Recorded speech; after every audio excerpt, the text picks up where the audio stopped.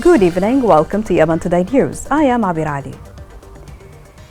The Palestinian resistance handed over 3 Israeli hostages to the Red Cross, while Israel will release more than 100 Palestinian prisoners in the first phase of a ceasefire agreement aimed at paving the way to an end to the war in Gaza. This report has more. The Palestinian resistance released 3 more hostages, all Israeli civilian men, to the Red Cross on Saturday, and Israel was to free dozens of Palestinian prisoners as part of a fragile agreement that has posed the war in the Gaza Strip.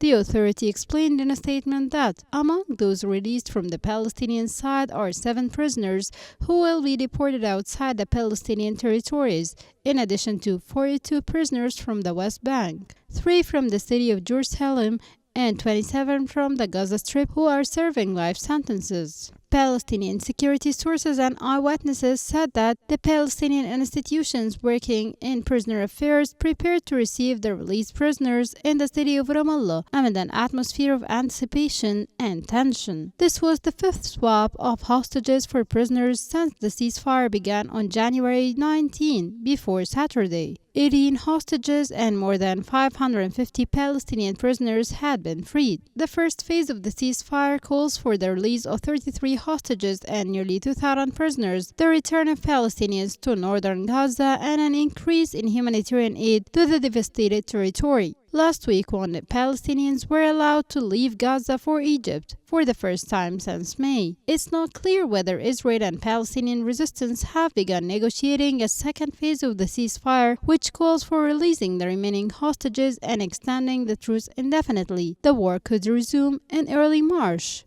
if an agreement is not reached.